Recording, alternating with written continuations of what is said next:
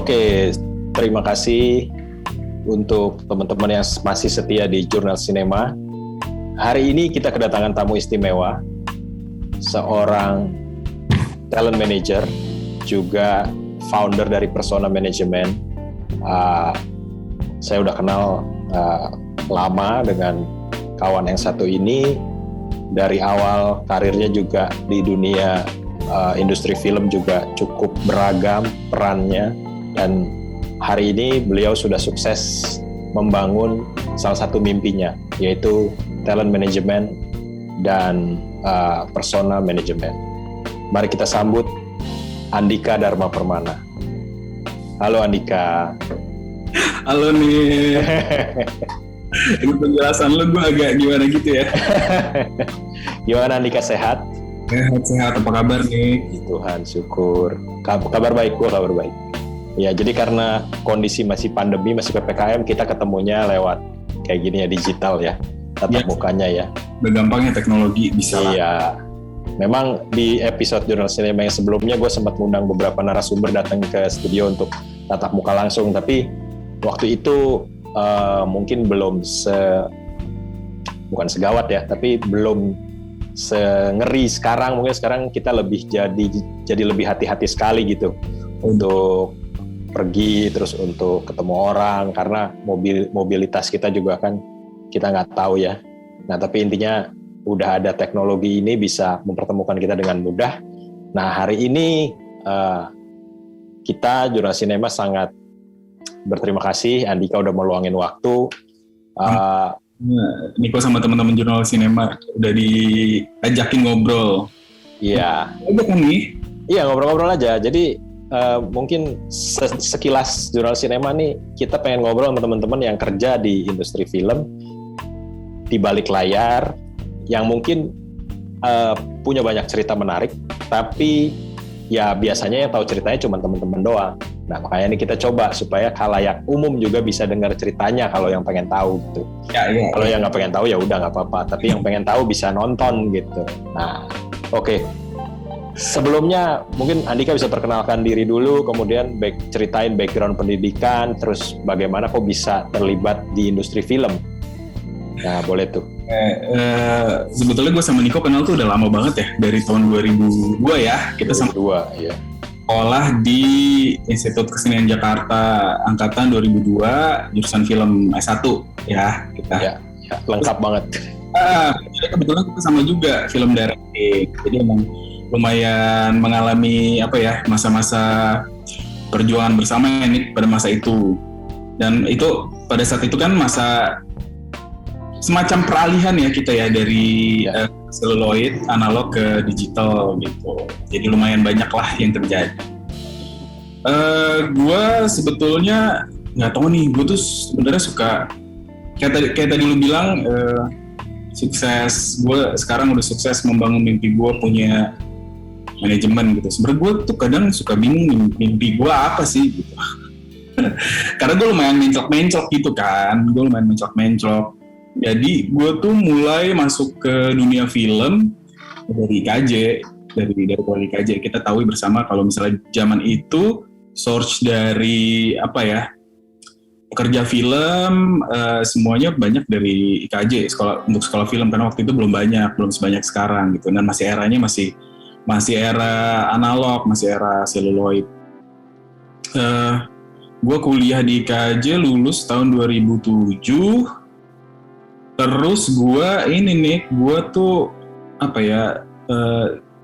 bersamaan dengan fase gue keluar dari rumah nih, sebetulnya. Fase gue keluar dari rumah, ada satu situasi di rumah gue yang kayaknya gue lebih tenang kalau gue cabut deh gitu. Jadi mesti survive lah hidup gitu. Gue mesti muter otak gimana caranya cari uang cepat nih gitu.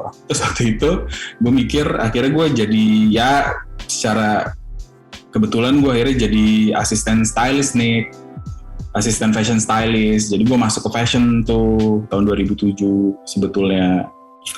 Itu makanya lumayan aneh sih dunianya, dari sekolah film terus akhirnya gue lulus langsung masuk ke fashion, jadi asisten stylist, terus jadi fashion stylist selama beberapa tahun nih dari tahun 2007 itu. gitu. Tapi meanwhile gue masih kerja film juga karena gue masih suka syuting ya. Pada saat itu kan masih muda ya kan, kita tenaganya masih banyak, jadi masih suka adrenalinnya ketika kita syuting gitu. Jadi gue waktu itu sempat jadi casting director, gue sempet ya terakhir mungkin orang lebih banyak tahu gue sebagai kostum designer film gitu, untuk menggabungkan knowledge gue di fashion sama di film lah gitu, kurang lebih itu nih. Oke, kalau nggak salah 2007-an kita, setelah 2007-an ya kita syuting bareng ya film layar lebar ya. Lo jadi casting director, terus gue jadi Astrada, pernah ya? Nah, pernah. Ya. Di masa-masa itulah ya. Di masa-masa ya struggling ya kita. Ya oke, menarik. Nah terus menurut lo dari perjalanan karir lo yang cukup beragam ya, artinya lo menekuni beberapa hal sekaligus. Walaupun tadi lo bilang tanpa disengaja awalnya, tapi memang seingat gue lu dari era kuliah udah suka dengan fashion secara secara organik. Gue suka ngeliat lu gambar orang dengan kostum, artinya punya ketertarikan lebih dengan fashion. Terus gue lihat juga film tugas-tugas lu juga sangat sadar dengan fashion gitu, artinya lu desain dengan sedemikian rupa dan memang kebutuhannya ada dalam cerita gitu. Jadi menurut gue sih bukannya tidak sengaja ya, tapi memang mungkin ya kebetulan terjadilah gitu apa yang lo impikan gitu.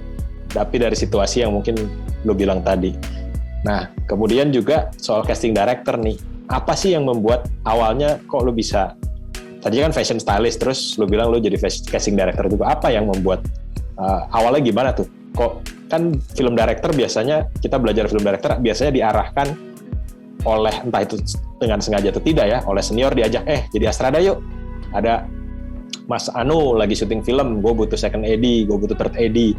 Awalnya dari situ tuh biasanya tuh kalau di kampus kan, sambil kuliah sambil kerja. Nah kalau lu bisa casting director tuh gimana tuh awalnya tuh? Nggak, sebelum yang menyambung yang tadi yang lu omongin ya, gue sebetulnya waktu kuliah tuh nggak gaya sama sekali, cuman mungkin udah ada sense-nya karena nyokap gue tuh tukang jahit nih.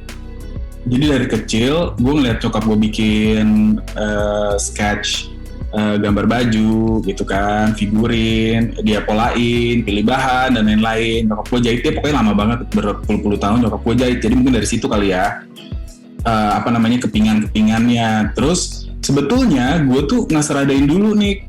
Jadi waktu masih kuliah tuh gue ngasradain dulu dari script continuity, terus gue ngasradain beberapa project, terus gue nggak ngerasa suka ngasradain, nggak tahu kenapa, karena bukan di ranah kreatif gitu kan sebetulnya ya, lebih ke manajerial produksi gitu, jadi gue kurang suka, gue sukanya yang bikin gitu deh. Terus akhirnya ada kesempatannya waktu itu jadi asisten casting director Mas Arwin. Ingat nggak sih Mas Arwin Wardana gitu. Dia dulu casting besar lah. 7 manajemen dulu ya, sempat tergabung di situ ya kalau nggak salah Mas Arwin. Dia waktu gue gabung dia udah sendiri sih. Dia tuh waktu itu gue pertama kali gue apa casting. Kayaknya Kala deh. Filmnya Bang Joko Anwar ya, Kala itu ya. Itu gue masih standing di situ. Terus lanjut gue lebih suka ngasting karena ada penerapan kreatifnya gitu loh. Gue mikirin siapa yang main ya gitu. Siapa yang main yang cocok untuk karakter ini gitu. Ada proses itunya, proses scoutingnya, research searching talent manajemen pada masa itu gitu. Nah dari situ tuh gue ngerasa ada sedikit banyak, ketika gue posisi bukan sutradara tapi ada kayak dari usaha gue nih abis itu ada wujudnya nih gitu, dari bayangan abstrak tuh ada visualnya kemudian gitu. Itu gue sempat beberapa tahun gue ngasting, baru abis itu gue masih kuliah, jadi gue waktu itu nyari duit buat kita bikin tugas akhir, bikin tugas semester itu dari kerja gitu kan ya gitu ya. Sebagai mahasiswa film pasti pengeluarannya banyak banget buat bikin film gitu, buat tugas film. Ya udah akhirnya pas lulus, tapi gue lebih banyak ke stylist, jadi gue pindah dunia ke fashion nih. bukan ke film gitu. Sebenarnya sempat lepas dulu tuh, terus ya setelah 2 tahun kayaknya ya gue baru kayak syuting lagi deh. Dan itu gue ngesting. Gue jadi casting director waktu itu buat Radit dan Jani, buat apa lagi lah beberapa gitu. Jadi prosesnya sebenarnya, lu tau kan kalau misalnya sutradara sebenarnya kayak gue ngerasa pada saat gue sekolah film directing, gue ngerasa yang gue perlu nih bukan technicality directing lagi nih gitu. Gue pengen lihat dunia lebih luas aja. Gue pengen cobain banyak hal. Gue pengen punya pengen tahu dulu berbagai macam posisi gitu. Ya dengan tujuan besar gue masih pengen ngedirect film juga, gitu, pengen berkarya sebagai sutradara juga gitu. Jadi gue muter tuh, gue ke fashion, gue ke casting gitu sini. Ya, jadi artinya sebagai sutradara juga butuh wawasan lain ya, bukan sekedar hanya teknis syuting film, tapi juga banyak hal. Memang banyak ya, artinya gue inget memang dulu Andika ini, kita ngomongin zaman sekolah ya, selalu dia tuh dapat grade itu A terus gitu. Jadi salah satu mahasiswa yang teladan secara akademis. Ya. Nah, jadi kita sering, Andika pinjam catatan lu dong. Nah, gitu. Jadi secara akademis sangat menjanjikan waktu itu nilai-nilainya ya, kalau nggak salah ya. Terus udah gitu ya, ketika gue berpikir waktu itu ya namanya kita masih belum tahu ya, masih menjajaki juga masa depan kita seperti apa nantinya. Terus agak kaget juga ketika lu pindah ke fashion, tapi maksud gue di fashion pun lu bisa berkarya gitu, bukan hanya artinya bukan hanya di film aja kan bisa berkarya. Dan kita sempat join bikin satu kolektif fashion film ya kalau nggak salah ya. Belum bikin beberapa kali ya malah ya. Ya beberapa kali. Itu setahun ada nggak sih kita jalan waktu itu ya? Ada ya setahunan ya. Dan menarik memang, gue juga bisa punya perspektif baru gitu ketika melakukan itu untuk sense directingnya juga. Nah kemudian tadi soal casting. Nah apakah itu yang jadi drive untuk akhirnya lo berpikir, ini gue nggak tahu nih asumsi gue, aktor di depan layar itu bukan lahir tiba-tiba jadi aktor, tapi memang harus ada proses grooming, dan orang siapapun sebenarnya yang punya minat memungkinkan sekali jadi aktor. Artinya kalau di Indonesia, gue juga belum riset lebih dalam ya, tapi kalau ketemu beberapa aktor biasanya mereka start awal ada yang dari foto model, dari model sampul majalah, tapi ada juga yang benar-benar ditempa di teater company, ada juga tapi yang ditemukan tanda kutip, seolah-olah ditemukan tuh artinya mereka punya satu talenta yang mereka nggak tahu, tapi ada orang yang jeli, kemudian mereka kalau bahasa lama itu diorbitkan gitu. Ya, ya sekarang. Ya, artinya apakah itu yang lu lihat? Karena kalau gue melihat banyak aktor-aktor yang ya, ataupun kalau enggak ya lulusan kampus seni teater gitu kan. Jadi opsinya tidak jauh dari itu. Cuma untuk yang ditemukan ini nih, yang gue juga pernah beberapa kali ikut produksi film, salah satunya juga sama Mas Arwin dan Mas Ruli. Waktu itu beliau berdua yang jadi casting director, mereka mencari dan menemukan benar-benar orang yang nggak punya background acting, tapi punya karakteristik yang menurut mereka cocok, dan akhirnya jadi untuk satu film itu maksudnya ya. Mungkin tapi tidak diteruskan, artinya dia tidak menekuni karir sebagai aktor setelah itu, tapi jadi gitu loh. Nah itu kan proses yang menurut gue luar biasa sih. Ya, apakah itu yang menjadi dorongan gitu buat lo untuk menarik banget nih prosesnya gitu? Nah, jadi sebetulnya gue itu nggak langsung punya manajemen aktor nih. Jadi gue punya manajemen model dulu, gitu. Jadi gue bekerja sebagai fashion stylist cukup lama di industri fashion Indonesia. Dan pada saat itu era-era tahun 2011 itu di Indonesia banyak kan modelnya tuh didominasi sama model-model impor yang mix Eropa, model-model luar yang kesini gitu. Terus gue sebagai pekerja kreatif fashion, gue lumayan bosen pada saat itu dengan tipikal model yang ada di Indonesia, tipikal beauty standarnya dan lain-lain. Kita kan ya kalau fashion tuh menurut gue hebatnya adalah selalu maju soal tren ya, soal visi baru, global issue, soal segala sesuatu yang open minded, yang artistik gitu. Waktu itu tuh kayak kan model tuh yang membawa visi dari stylist sebetulnya, yang memvisualkan secara apa ya kayak aktornya lah kalau kita di film gitu model. Jadi yang memberikan nyawa dan emosinya di depan layar gitu. Jadi gue merasa kekurangan source pada waktu itu. Jadi gue scouting sendiri tuh, seperti Facebook dan lain-lain. Gue menemukan beberapa model. Cuman pada saat itu tuh gue belum officially bikin manajemen. Jadi gue sebagai stylist yang gue menemukan model, terus akhirnya gue masukin, gue tawarin ke beberapa manajemen yang gue kenal. Terus mereka akhirnya beneran jadi working model sekian tahun dan jadi top model segala macam. Terus di suatu titik gue sama 2 orang temen gue waktu itu, yang satu stylist juga, yang satu dia manajer gitu, manajer produksi desainer gitulah. Kita teman dekat gitu, akhirnya kita ada event, kebetulan ditawarin untuk handle modelnya. Terus akhirnya udah kita sikat aja lah, kita yang handle lah gitu. Nah dari situ langsung dia tuh bikin manajemen, udah gitu doang sebetulnya. Terus langsung jalan aja, ngikutin kayak air. Terus itu tahun 2012, gue jalan bertiga dengan apa yang membawa visi kayak new wave of models pada era itu gitu ya, new generation, young, indie, dynamic, unique look, diversity dan segala macam. Waktu itu menurut gue cukup berhasil tuh pada masa itu, agensi gue yang sebelum Persona.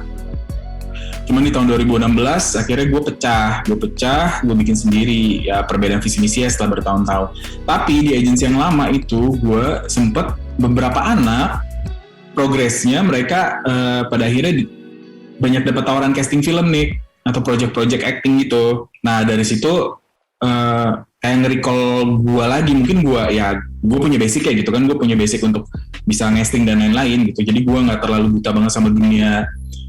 Kalau gue harus molding actor, gue nggak buta gitu. Sebenarnya gue bisa. Jadi gue lakuin tuh sempet. Nah mungkin karena waktu awal itu gue dan 2 orang partner gue ini semacam dealnya adalah untuk fashion model, nggak semua dari partner gue willing to manage actors gitu, karena beda kan, lebih panjang waktunya, lebih banyak yang harus kita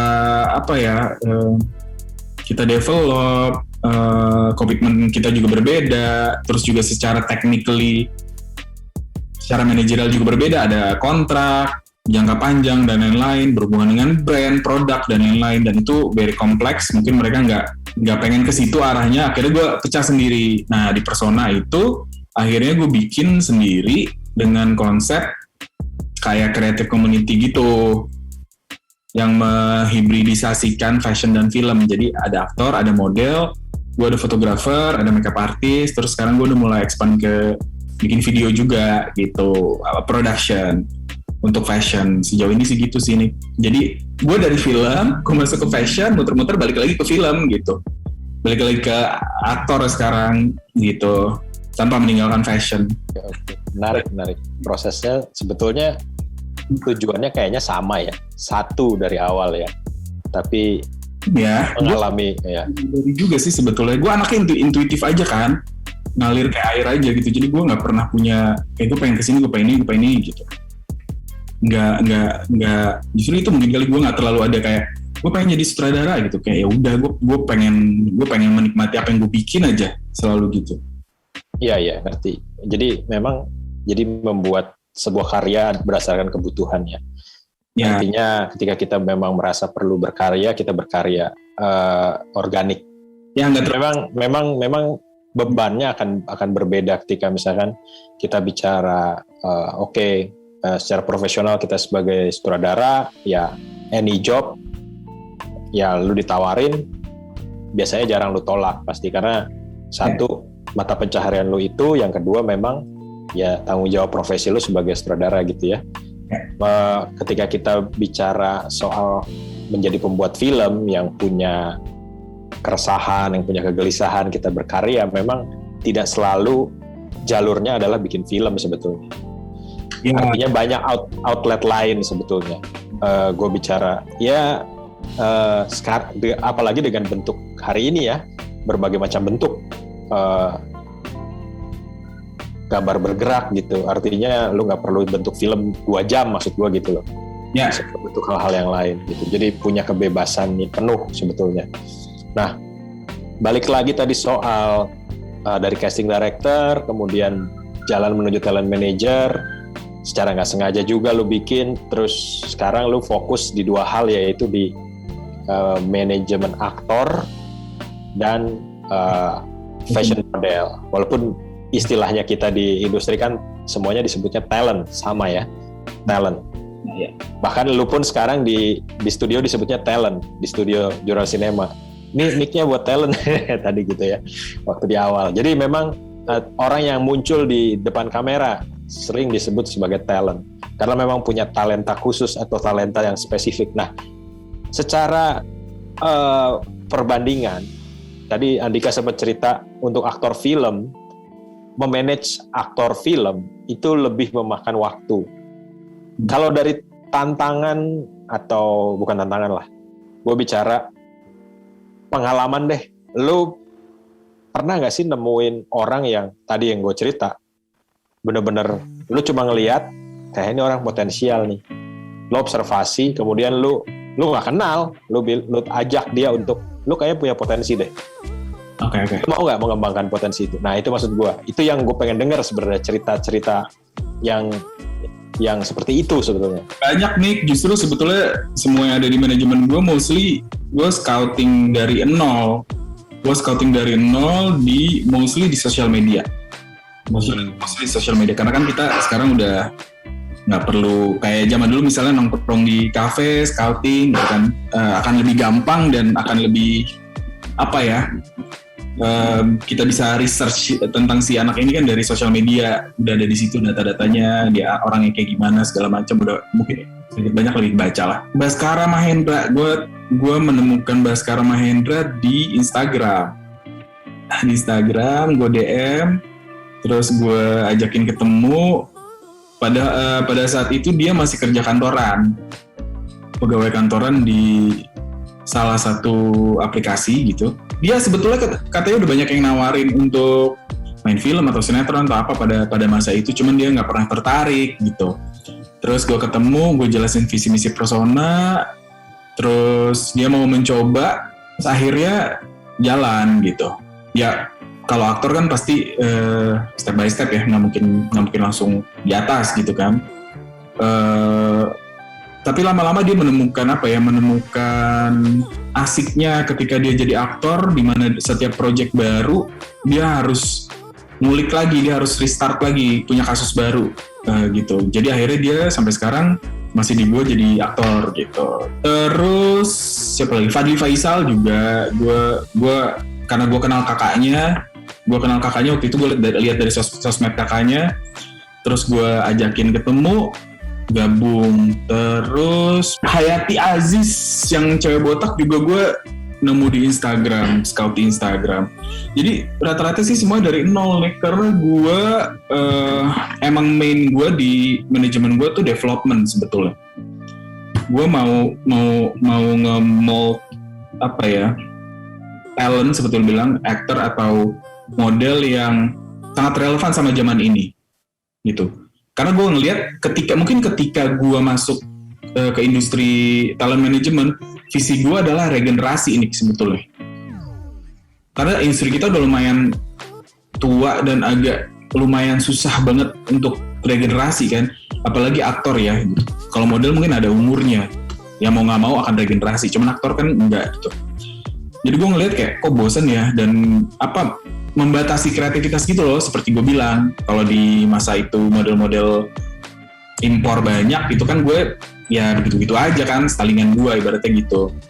Nah ketika sekarang industri ini mulai digital mulai masuk, mulai berkembang, jarak semakin sempit, Windows untuk bisa ke global market semakin luas, perlu banget regenerasi. Jadi memang gue aimnya ngebentuk anak dari nol, gue cari sendiri yang fit in sama market sekarang. Jadi kalau untuk di fashion kayak model untuk fashion now gitu, dari cara jalannya, dari self brandingnya, looknya, cara mereka pose, pembawaan, self branding dan segala macam di sosial media gitu. Terus untuk aktor juga gue ngelihat kayak relate banget aktor aktris sama beauty standard kan nih gitu, misalnya yang mix western gitu biasanya, terus yang cowok ya semua ada beauty standardnya lah untuk menjadi pemeran utama protagonis perempuan dan laki-laki di Indonesia gitu. Gue merasa jadi nggak berkembang, jadi ada di satu box gitu. Jadi gue pengen menawarkan ini ada generasi baru aktor-aktor Indonesia yang sangat relate sama zaman sekarang, sama generasinya, yang punya approach acting juga beda gitu nih. Kalau zaman dulu kan kesannya lo acting harus satu tipe semua gitu kan, cara main yang bener tuh gini gitu. Tapi kalau sekarang ini anak-anak gue nih yang aktor-aktor ini, mereka approach actingnya juga semua beda-beda. Dan gue nggak menyamakan gitu, gue nggak membuat mereka itu harus sama. Dari mereka gimana approach karakter, mereka research, metode acting yang mereka lakukan gitu, semuanya based on merekanya. Nah mungkin ini yang berbeda dari gue sama mungkin manajemen di era sebelumnya gitu, karena mungkin gue lahir di era sekarang mungkin postmodernism ya, yang semua orang lebih personal, semua orang udah punya media masing-masing, semua orang udah bisa bersuara, semua orang bisa berkarya sendiri, mandiri gitu kan, kayak mulai menghargai kepersonalan seseorang gitu kalau sekarang tuh. Jadi gue mengangkat itu, dimana talent gue semuanya beda-beda looknya, semuanya punya personality yang berbeda-beda juga, punya story yang berbeda-beda juga, punya misalnya anak gue nih model cara jalan mereka beda semua gitu. Walaupun misalnya sama-sama jalan yang lurus-lurus ya gitu, jalan yang modern zaman sekarang gitu. Nah itu beda-beda tuh mereka, karena semuanya diambil dari diri mereka, cuman diolah gitu. Makanya gue lebih suka yang masih mentah, gue scouting dari nol, karena bisa gue arahin. Jadi nggak harus dicuci dulu, baru dimasukin knowledge baru. Karena itu kan berhubungan sama mindset, mentality, segala macem, repot gitu. Jadi maksudnya emang dari nol, ada ini. Jadi salah satu model gue scout di Instagram, dia kurir sepeda, Westback Messenger di Bandung gitu. Dia bekerja di Westback Messenger sebagai kurir sepeda pada saat gue scouting. Terus gue minta dia ke Jakarta, gue tes foto digital gitu kan, gue tes foto Polaroid gitu. Terus habis itu gue develop. Waktu itu dia masih gemuk, masih jerawatan segala macam. Terus gue suruh olahraga, makan sehat, benerin kulit dan lain-lain gitu kan. Terus mulai pelan-pelan karir modeling. Sekarang dia under manajemen di Eropa, di Paris sama Milan. Under elite model Paris sama elite model Milan gitu. Jadi itu cukup menarik, dan sekarang dia kemarin baru balik dari Milan dan Paris, akan balik lagi mungkin Oktober atau Januari ke sana. Masih kontrak sama elite 2 tahun. Menarik banget. Bagaimana bisa merubah hidup orang, walaupun tapi gue penasaran pada saat itu dia punya kesadaran diri nggak untuk gue nih memang pengen jadi model, atau gue punya model quality, atau kebetulan aja lu melihat itu dan dia baru tersadarkan? Enggak sih kayaknya ya. Pada saat itu mungkin setiap anak zaman sekarang milenial pasti pengen jadi model nih. Oke. Kalau itu nggak susah. Untuk secara confidence dan dia yakin gue bisa jadi model itu nggak ada pada saat itu. Jadi emang harus benar-benar di-mold, di-develop dari nol, benar-benar harus sabar. Proses yang lumayan kenceng pada saat awal-awal biasanya. Karena kita harus mindahin dunia dia yang biasanya dia tahu gitu ya, dengan kebenaran-kebenaran yang dia tahu, terus dipindahin nih ke dunia yang serba relatif, yang open minded, yang semua orang-orang yang ekspresif gitu kan. Jadi itu sempet sampai sekarang mungkin dia masih adjust kayaknya. Tapi udah bisa, jadi dia emang rajin, anaknya rajin karena emang bisa kerja keras gitu kan. Jadi emang udah jalannya sih kalau gue bilang ya. Emang udah jalannya, dia bisa sampai Eropa. Nah terus kalau dia terikat kontrak dengan international agent gitu, di Indonesia tetap persona yang handle atau secara worldwide harus? Jadi gini, sistem kerjasamanya sekarang persona udah officially kerjasama sama sebuah placement agency yang basicnya di London dan South Africa. Namanya 3M Models. Jadi kita semacam partnership. Di placement agency itu dia tugasnya men-scouting agency-agency dari negara-negara, ngumpulin model-model untuk dibawa ke Eropa sama Amerika gitu, untuk modeling di sana, untuk traveling gitu kan. Karena look dari negara-negara kayak Indonesia atau Asia lain atau negara-negara yang lebih negara-negara yang nggak terlalu maju fashionnya itu banyak yang unik-unik kan looknya, jadi mereka scouting. Untuk di Indonesia, 3M Models kerjasamanya sama Persona gitu, satu-satunya sejauh ini sama Persona. Jadi biasanya mereka pilih anak-anak gua atau anak-anak baru yang, jadi nggak semua anak gua masuk 3M sih gitu.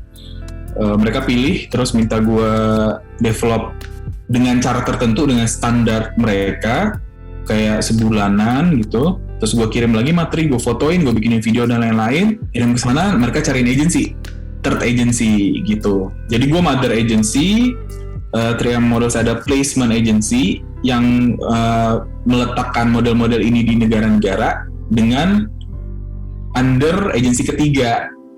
Jadi elite model itu agency ketiga.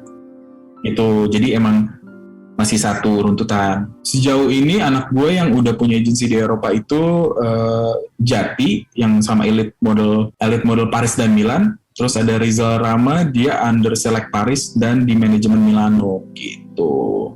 Semua under lewat 3M dan lewat gue gitu. Runtutannya gitu. Oke. Baru ngerti gue. Baru ngerti soal kayak gitu. Dan sekarang udah ini ya Nick, ya tadi gue bilang Windows untuk ke global market udah kebuka banget. Iya. Mau nggak mau kita harus ngejar standar luar yang sangat berbeda sama modeling di Indonesia ya, segalanya gitu. Tapi dari Indonesia pun di era-era sebelumnya banyak juga ya top model yang berkiprah di Eropa dan Amerika ya. Ya, cuman jalurnya lebih susah nih. Jalurnya lebih susah dan lebih jarang yang bisa punya kesempatan ke sana gitu. Iya. Pas pindah dulu atau lewat kompetisi modeling baru bisa di sana gitu. Kalau sekarang lebih banyak yang udah traveling kayak model normal, model luar lainnya gitu. Kan model sebenarnya memang lazim untuk pindah-pindah negara gitu loh. Harus traveling berapa bulan, setahun, 2 tahun gitu. Oke. Nah, terus soal sekarang sebetulnya yang gue penasaran juga apa sih yang dilakukan oleh seorang talent manager? Tadi dari awal scouting iya. Cuma gue pengen tahu juga apa sih yang lu lihat ketika misalkan lu ketemu gue nih kok nih ada quality model nggak ya? Mungkin ada model sabun colek atau apa? Gue nggak tahu ya. Maksudnya quality apa yang lu perhatikan, dan itu walaupun intuitif tapi pasti ada lah, lu udah pernah breakdown lah pasti. Apa yang membuat lu percaya ini orang punya potensi? Sebetulnya sangat spesifik, itu personal taste ya Nick, sebetulnya. Makanya mungkin sedikit banyak walaupun mereka nih anak-anak gue beda-beda, tapi ada benang merahnya taste gue lah gitu. Kalau untuk model yang pertama gue lihat pasti model material. Muka, postur badan, tinggi badan, terus uniqueness-nya di mana, point of uniqueness-nya yang bisa gue elevate gitu, yang bisa gue angkat sebagai gimmick atau branding. Terus soul-nya kalau gue pasti soul-nya sama matanya, sesuatu yang terpancarnya gitu, yang menurut gue menarik. adalah ketika anak ini punya story. Nah, story ini kan sebetulnya dibawa kemana-mana ya, Nick, sama semua orang gitu. Ada di mata mereka ketika mereka ngomong, mereka melihat kita gitu. Itu kan bisa berasa nih anak ini pernah melalui sesuatu yang banyak, berat, dan lain-lain gitu. Nah, buat gue itu yang menarik. Jadi kan konsep gue menghargai personal menghargai diversity, perbedaan, masing-masing orang berbeda gitu kan. Nah, menurut gue bukan cuma fisik gitu, nggak berhenti di fisik, bukan cuma perbedaan warna kulit, rambut, ras, mix blood gitu, tapi perbedaan experience, perbedaan story itu menurut gue sangat menarik. Itu yang nggak bisa ditiru dari seorang talent dengan talent lainnya. Ibarat kata mungkin banyak cewek botak di luar sana atau yang ngebotakin diri untuk bisa naik namanya gitu, tapi soulnya Hayati Aziz nggak akan ada lagi gitu. Jadi gue lebih ke situ, gue lebih ngelihat proyeksi yang ada di dalamnya itu sih. Ya, gue ingat dulu kalau nggak salah Hayati itu pertama kali, gue kayaknya bantuin lu motret deh. Dia datang pertama kali, gue bilang, ini kayaknya di mohawk bagus nih Andika rambutnya. Kalau nggak salah ya. Scripting ya. Iya, waktu itu rambutnya besar gitu. Terus gue bilang, ini bagusnya di mohawk gitu, kayaknya keren. Karena nggak tahu, itu intuitif juga gue ngomong ke lu gitu kan. Terus akhirnya setelah gue lihat berapa kali, oh jadinya pelontos, gundul ya. Itu juga menarik. Nah, tadi kan bicara model. Kalau untuk aktor gimana? Sama. Jadi contohnya Baskara itu kan tadinya nggak punya background acting, terus sekarang jadi aktor cukup banyak di beberapa film yang dibicarakan juga hari ini. Gue percaya ketika orang itu udah punya layers, dan nanti selama proses development itu kita bisa nge-break temboknya, jadi bisa ngeluarin dimensi-dimensi orang tersebut, dia akan siap acting kalau menurut gue sih gitu. Jadi anak-anak ini pun yang model banyak yang sekarang mulai acting juga gitu. Jadi sebenarnya nggak terpisah itu antara personal model, personal actor. Yang model juga bisa acting, yang aktor-aktor juga kadang-kadang ngambil job modeling gitu sebenarnya. Jadi gitu. Gimana ini kalau waktu gue ngeliat Baskara tuh kayak gue ngeliat dia vibe-nya, energinya tuh sangat lovable, sangat, gue tahu dia bisa jadi idol gitu. Dia sangat hangat, sangat engaging, relatable ke orang gitu. Terus ketika dia senyum kayak dunia ceria gitu, cerah, tiba-tiba ada sinar gitu kan. Nah itu sih yang gue lihat dari dia gitu. Kalau teknis acting kan pasti belajar dan lain-lain ya, di develop dan lain-lain gitu. Tapi kayak gift itu loh, star aura kali ini ya bisa dibilang ya, gue ngelihatnya. Karena mungkin yang bedain aktor-aktor di manajemen gue dengan manajemen lain kan ada yang manajemen lebih ke manajemen artis ya. Manajemen artis bukan elemen keaktorannya yang utama gitu. Tapi ada juga manajemen aktor yang elemen keaktorannya yang utama banget gitu. Nah gue itu manajemen aktor yang ingin menciptakan bintang sebenarnya. Jadi bukan tahu paham kan ini maksud gue bedanya kayak sebenarnya kan di aktoran sendiri ada beda-beda genrenya tipis-tipis. Iya. Jadi ada yang aktor banget, cuman dia kayak commercial value-nya tuh kurang.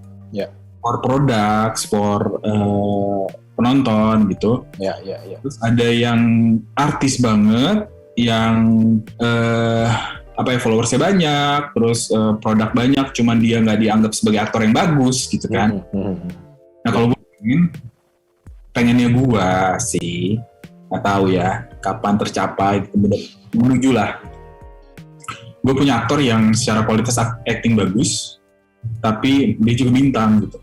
Tapi bukan artis. Ya gue ngerti. Ya lu bicara seperti ya di dunia ya, maksudnya aktor-aktor dunia gitu, kelas-kelas. Kenapa kita bilang kelas dunia? Karena kita bicara, ketika lu bicara Scarlett Johansson ya actingnya pasti bagus, brand semua nempel, udah satu kualitas. Jadi bukan yang tadi lu ada dikotomi oh kalau yang followersnya banyak, brandnya banyak, belum tentu actingnya bagus. Jadi ada keraguan itu kan maksudnya. Ya, benar. Satu paket kualitas yang lu kalau lu ngajak aktor A untuk memerankan tokoh di cerita lu, pasti lu dapat kualitas tertentu gitu. Iya, at least followers yang banyak, ada apa ya? Ya ada star auranya gitu loh, Nick. Ada gimana sih? Banyak lah gue berjibaku sama hal yang abstrak-abstrak ini nih, sebenarnya agak susah. Iya, ngerti gue. Ya itu maksud gue, mungkin juga experience Andika di belajar film secara formal ya. Kita bicara, lu kan belajar film secara formal, kita bicara sejarah filmnya, kita bicara psikoanalisanya, kita bicara macam-macam lah, yang mungkin secara aplikasi tidak langsung kita gunakan ketika kita kerja sehari-hari, tapi memperkaya khasanah kita ketika kita membuat keputusan gitu kan. Itu paling ya kan. Ya kan? Mungkin gue memanfaatkan aja, gue udah pernah muter ke fashion, ketika gue punya aktor, gue pengen aktor gue bisa punya branding yang bagus gitu. Dengan networking fotografer fashion gitu kan, gue bisa bikin branding mereka yang bagus, designers, gue tempelin sama designers dan brand gitu kan. Jadi langsung ngejarnya ke kelas itu. Ya. Gue manfaatin aja sih. Dan ke model juga gitu. Jadi gue semua model gue sekarang gue kasih acting development. Nah, pola rasa gue kasih. Ya. By the way itu lu awalnya emang lu lakuin sendiri atau lu sempat ajak acting coach atau apa? Sendiri nih gue nih. Sendiri ya? Sendiri. Karena memang gue sama mereka personal approach gitu kan. Jadi ada kedekatan secara personal juga gitu. Apa ya? Ya namanya kita mengulik dalamnya orang itu nggak bisa. Mungkin mereka nggak akan nyaman sama orang-orang yang nggak deket gitulah ibaratnya. Iya. Jadi gue turun tangan sendiri. Sekarang pun gue masih banyak kerjain semua sendiri sih. Jadi tim gue yang kerja di Persona itu yang mensupport secara teknis aja. Finance, legal, terus orang kreatif yang bantu desain dan lain-lain. Iya. Nah terus gue juga notice Persona punya tadi visi lo, misi lo udah tahu gue. Terus ada sesuatu yang agak berbeda. Gue mungkin baru dengar soal tadi bikin nafas segar lah gitu. Sama tadi pemilihan aktor dan aktor itu harus seperti apa. Nah, pernah nggak dapet sanggahan atau dapet penolakan karena metode-metode itu? Walaupun outputnya sama ya, kita memperkenalkan seorang aktor, seorang talent, tapi kan talent tersebut punya approach yang berbeda dengan talent-talent kebanyakan. Pernah dapet ini nggak, sanggahan atau penolakan nggak dari usernya, artinya dari orang yang sedang mencari talent tersebut? Dari industri ya Nick ya? Iya. Mungkin kadang-kadang dianggap terlalu intimidating sih Nick. Terlalu strong personality-nya mereka gitu, tapi nggak bisa jadi netral, nggak bisa acting sebagai berbagai macam karakter gitu. Itu biasanya yang lebih sering tuh dapat penolakan gitu ya, rejection karena itu. Jadi bukan karena skillnya, karena dianggap karakternya terlalu kuat sebagai orang gitu. Padahal kayak Johnny Depp karakternya juga sangat kuat dan dia bisa main macam-macam kan gitu. Dan walaupun ada arahnya dia peran-peran seperti apa gitu maksud gue. Nah di sini mungkin harus udah lebih kebuka kali ya, karena menurut gue sekarang kan generasi Netflix ya Nick, aktor-aktornya juga tipenya beda kan sama yang ada di Indonesia sekarang kan gitu. Jadi gue pengen ya let's say Persona menawarkan aktor-aktor, aktris-aktris yang seperti generasi Netflix gitu. Lebih independen, lebih aneh looknya, lebih quirky, lebih queer juga mungkin in a way. Kayak gitu sih. Ya artinya menerima perbedaan tadi, tidak didominasi sama narasi besar, oh aktor tuh harus begini gantengnya, pemeran utama pria tuh harus begini wajahnya, gitu kali ya, secara gampangnya gitu loh. Ya, orang awam melihatnya bahwa oh orang yang wajahnya demikian juga, ya kalau dia mampu bisa menjadi aktor karena memang karakternya bisa difulfill dengan aktor tersebut gitu. Jadi nggak selalu harus tadi standar beauty standarnya gitu. Entah itu ada mixed race atau entah itu bagaimana gitu ya, atau hidungnya harus mancung, contoh kecil gitu kan. Ini nih kayak kalau cewek jadi aktris protagonis harus lemah lembut, soft gitu misalnya kan, harus cantik gitu misalnya. Enggak juga kan perempuan sosoknya macam-macam gitu. Gue berusaha kayak gitu sih. Dan bukan cuma masalah beauty standar kayak doang sebetulnya, lebih ke apa ya? Kalau dulu tuh aktor kesannya kayak harus full jaim gitu, harus pakai topeng ketika di masyarakat menjadi orang lain, mau jadi orang lain untuk bisa fit in sama industri gitu, nggak dibiarin jadi diri sendiri. Nah kalau gue sekarang biarin mereka jadi diri mereka sendiri, tapi di package gimana caranya tetap interesting for the market gitu. Ada bahayanya sih, ada resikonya, bahwa resikonya akan jadi sangat ekstrim, atau terlihat sangat ekstrim, atau untuk orang bisa get set juga takes time gitu kan. Ya. Nggak apa-apa sih. Ya, memang ada resikonya ya. Tapi paling tidak sebanding sih kalau gue lihat, bahwa buat apa kita jadi sama orang kebanyakan ya. Karena dunianya akan bergerak ke situ sih nih. Kalau gue ngelihat justru menurut gue apa yang gue lakuin akan jadi standar baru di market nantinya. Oke. Nah terus kalau secara teknis sebetulnya talent manager tuh ngapain aja sih kerjaannya? Apa sih yang lu lakuin sehari-hari? Maksudnya walaupun misalkan lu bilang tadi gue ngelakuin semuanya, cuma sebetulnya biasanya tuh ngapain aja yang dalam mode sendiri, mau pakai tim, tapi intinya apa sih sebenarnya? Gue nggak tahu yang talent management lain lakuin ya. Maksudnya gue ngomong sebagai apa yang gue lakuin aja di persona aja ya. Karena beda-beda kayaknya nih, nggak ada standar pakemnya gitu. Kalau gue sehari-hari biasanya kalau, banyak banget lagi yang dilakuin. Oke, dari ini aja deh, dari talent gue scouting nih biasanya. Gue scouting, gue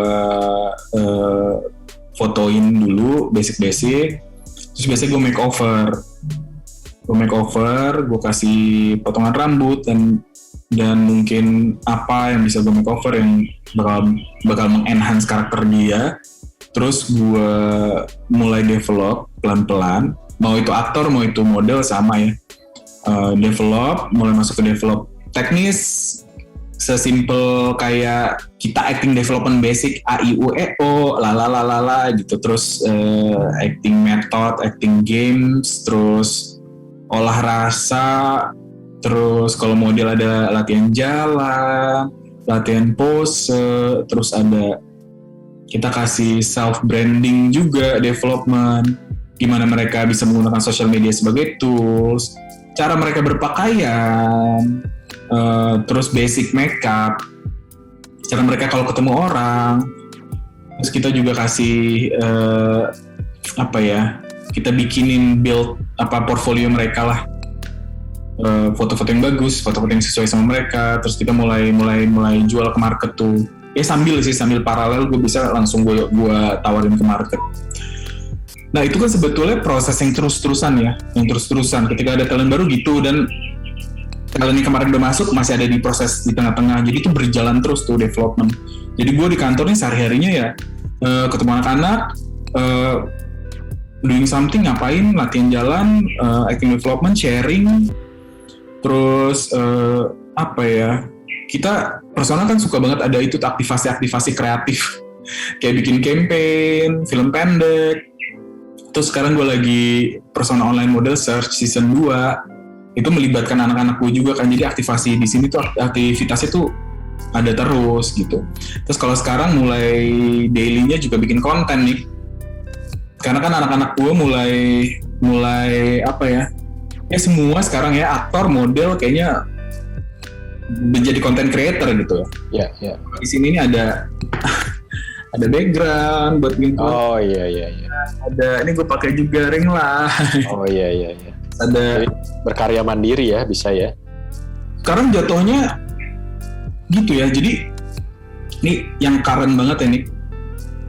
Ada brand kosmetik gitu ya. Mau hire anakku sebagai model. tapi nyuruh dia bikin sendiri fotonya.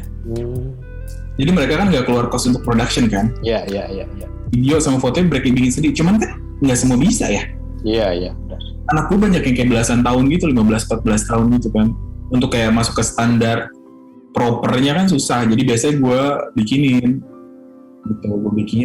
gue charge additional ke klien, tapi gue bikinin gitu materinya. Udah mulai kayak gitu, jadi udah bukan kayak, apalagi di fashion udah nggak terlalu kolektif, lebih kayak udah sendiri-sendiri gitu bikinnya. Iya. Dan mereka bisa melihat portofolio itu semua online ya, artinya calon-calon usernya ini melihatnya online, ada di YouTube, ada di Instagram gitu ya. YouTube, Instagram sama TikTok kalau gua. Oh, TikTok. Kalau misalnya ini nih Comcards ini dibawa cuman pada saat casting aja. Coba ya. Ya. Kita lihat banyak sekali yang di-manage oleh persona nih sepertinya nih. Ada katalog, kemudian ada Oke. Iya, kita apa aja sih sebenarnya ya. Iya. Iya, jadi biasanya model atau nih mungkin nggak lazim kalau aktor di Indonesia kalau casting bawa ini Comcard. Oh iya. Boleh dari ininya apa kayak kebiasaannya orang fashion ya. Gue tetap bikin mereka Comcard yang proper. Iya. Ya, biasanya sebelum casting dulu gue juga pernah punya pengalaman supervisi casting kan dari agensi atau talent management ngasih composite ya dulu namanya ya. Ada beberapa foto dan lain-lain itu. Nah ini untuk yang model. Ini anak gue yang ke Paris nih. Oh iya. Oke. Sepeda. Hayati lah. Oh iya Hayati. Nah tapi kalau di luar sebenarnya standarnya mereka kalau kerja mereka bawa buku. Oh buku malah. Portfolio ini elite Paris nih. Iya. Portfolionya di print terus ini gitulah kurang lebih. Nah ini elite Paris, ini elite Milan, beda. Oh beda ya. Itu gue belajar banget sih. Ya maksudnya Milan sama Paris aja beda banget. Beda ya. Yang dipilih fotonya beda gitu. Jadi gitu. Cuman kalau sekarang mostly orang kalau di Indonesia online semua. Bahkan website aja udah nggak terlalu kepake nih. Iya sih. Benar sih. Update sekarang harus update. Iya. Nah terus tadi kita udah bicara visi misi dan lain-lain. Terus tantangan terbesarnya apa Dik melakukan ini semua? Secara general biasanya atau sekarang nih? Bebas. Lu mau ngomongin dari yang biasanya terus atau yang spesifik saat ini karena pandemi atau apa? Gue juga pengen denger. Oh, kalau secara general pastinya ketika gue menawarkan new generation yang tidak lazim untuk generasi sebelumnya atau stereotip yang biasa orang lihat, pasti selalu ada tabrakan sama industri biasanya awal-awal. Sampai sekarang pun ketika misalnya gue ngambil anak yang nggak lazim banget gitu, pasti industri agak lumayan kaget dan gitu. Terus cara berpikirnya juga mungkin perspektifnya jadi lumayan bentrok-bentrok juga tuh Nick sama yang lama nih gitu. Cara gue berpikir, cara manajemen ini berjalan dengan langkahnya, decision makingnya semuanya tuh lumayan berbeda sama industri ada gitunya sih. Kadang-kadang itu yang lumayan melelahkan ya. Jadi harus melawan sesuatu lagi gitu. Cuman ya udah emang gua orangnya begini kan. Gua milih mereka nature gua gitu kan. Pribadi gua. Jadi gua enggak bisa ngapa-ngapain. Gua enggak bisa yang kayak gua mau milih dia karena ini bakal laku di market sekarang gitu. Gua enggak bisa tuh. Jadi gua mendingan kayak pilih yang gue suka, terus habis itu commercial value-nya gue bikin, gue add gitu. Iya. Nah, setelah lo bersusah payah nih melakukan itu, ya tadi yang soal spesifik sekarang apa? Ya kalau sekarang pastinya digital era ya. Adaptasi untuk ke digital era itu lumayan harus mengharuskan setiap orang, gua, manajemen ini dan anak-anaknya juga untuk bisa keep up. Cepet banget. Dan itu sangat tergantung sama tools media platform baru yang muncul gitu kan. Ketika ada TikTok harus adjust ke TikTok, terus sekarang ada Instagram Reels, itu bahasanya kan beda ya, maksudnya TikTok sama Reels aja beda gitu. Kita harus belajar lagi untuk kayak gitu. Dan penggunaan sosial media itu jadi secara negatif tuh bisa jadi toxic banget sih Nick sebetulnya. Itu yang kalau ditelan mentah-mentah dan ya sebagai ya karena semua orang udah jualan di situ, semua orang branding di situ juga, jadi kayak komparasi segala macem, sikut-sikutan tuh di industri ini juga dari situ sih. Nah sekarang gue lagi berusaha untuk menyikapi sosial media kayak menyikapi film nih. Oke. Kan kalau itu maksudnya kita punya form dan style kan. Iya. Dan stylenya ya kamera, editing, suara gitu kan. Iya.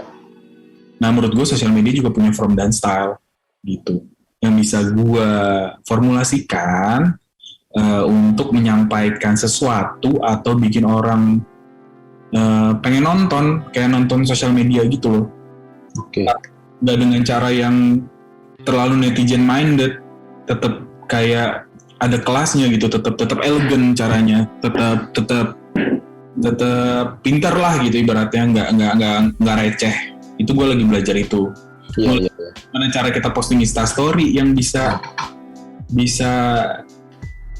connect sama orang tapi mahal gitu. Lo masih kontak sama Barumun nggak? Dia kadang-kadang masih suka nanya-nanya. Suka ya. Dia terakhir juga gue interview. Konteksnya adalah dia sebagai konten kreator video untuk iklan UMKM dan juga post kayak manajemen konten untuk klien-kliennya. Nah, itu kayaknya dia mempelajari banget tuh. Cuma memang untuk konteks itu ya UMKM ya. Iya. Sempat ngobrol sama gue yang gue bilang soal penggunaan sosial media ini gitu. Kayak gue bikin forms ini kan, personal model search ini, gue manfaatin 3 kan. Ya. Instagram, YouTube, sama TikTok. Gimana caranya mereka bisa sinergi gitu. Gimana orang bisa ikutan tegang. Ya. Story persona kok tegang. Iya. Nggak lazim ya gitu. Nah itu gue pengen bikin jadi ada emosinya, emosional posting gitu. Iya ngerti. Real itu. Gue juga nonton beberapa, mungkin nanti izin ini ya. Kalau lo ada scrap berapa detik gue taruh di video jurnal sinema. Ambil aja dari YouTube ya. Iya. Karena gue sempet nonton 2 episode pertama tuh. Yang pertama perkenalan, yang kedua udah mulai dipilih tuh 24 orang kalau nggak salah ya. Ya lumayan lama-lama, nggak ada yang sampai. Kita ngerasain calon-calon model nih segitu ekspresinya, itu kan real ya. Real. Kayak lu bikin reality show tapi yang nge-shoot mereka sendiri, terus ya lucu aja sih dan menarik. Maksudnya lucu, maksud gue gini. Ini gue nggak pernah kepikir juga sih bisa terjadi seperti itu gitu. Dia nge-shoot sendiri, terus dia ekspresi bahwa, gue kepilih nggak ini? Terus, oh iya kepilih. Bagaimana dengan yang nggak kepilih? Lu pasti punya rekaman ya kan? Rekaman. Dan serunya menurut gue ini kayak real time. Jadi gue bikinnya kayak real time, kayak orang lihat sosial media kan. Jadi ini terjadi, itu diposting gitu kan. Jadi gue sambil berjalan ini, jadi gue nggak syuting dulu kan. Gue nggak nyetok dulu, tayangin. Jadi gue sambil berjalan prosesnya beneran. Iya. Itu repot sih. Iya. Lalu gue besok harus syuting lagi buat episode 9-10 gitu kan. Itu sambil gue pemilihan juga kan, sambil gue sort. Gue ngerjain tugas, gue udah kasih mereka challenge baru. Kemarin kayak heboh banget sih. Challenge. Gila sih. Jadi gue minta mereka, ini anak-anak baru ya, ada yang 12 tahun juga umurnya. Iya. Bikin digital fashion editorial. Gue bikin mereka mulai bisa relate sama zaman sekarang kan, majalah udah jarang. Iya. Majalah-majalah luar tuh nih. Gue kasih referensi, mereka bikin satu series fashion spread untuk digital gitu. Waktu cuma 2 hari. Tapi di-mentoring sama, gue bagi-bagi tuh. Ada siapa dibimbing sama siapa dibimbing sama siapa gitu. Nah itu seru sih. Dan mereka niat banget, gila gue kaget sih hasilnya, kayak gila nih anak-anak zaman sekarang yang umur-umur segitu. Like apa ya, creating itu gokil sih, dan mereka tuh jago banget pakai sosial media ya sebetulnya. Oh iya, mereka lahir di situ. Iya, udah natural banget. Gimana kalau kita, itu kan, gimana kalau kita nggak inovatif, Iya. pasti mati kan. Nah, gue berusaha untuk itu tuh, kayak bikin apa ya, bikin ini jadi kayak real time, jadi bisa relate. Jadi mereka mengikuti persona bersama dengan prosesnya si online model search ini di semua medianya gitu. Iya. Nah, gak pusing sih masih. ya, gue tahu pasti tantangannya lu jadi PIO-nya juga, lu jadi production-nya juga, itu gokil sih. Tapi ya mau nggak mau begitu ya sekarang. Anak-anak gue nih yang mentor-mentor itu kan Sari, Rizal, Pika, Ranti, itu mereka sangat Taskia. Mereka sangat emang tipe anak-anaknya suka banget begini-beginian, kreasi, bikin apa gitu kan nih. Gue tahu kan anak-anak gue kayak. Iya. Nah, satu pertanyaan menjelang akhir nih, Andika. Gue penasaran, lu kan udah ngelakuin banyak hal nih. For the sake of lu sendiri sebagai orang yang membangun talent management ini, tapi juga sebetulnya lu punya secara nggak langsung lu punya sumbangsi atau lu punya peran untuk merubah cara pandang di dalam industri pelan-pelan ya, walaupun mungkin nggak akan semalam terus berubah.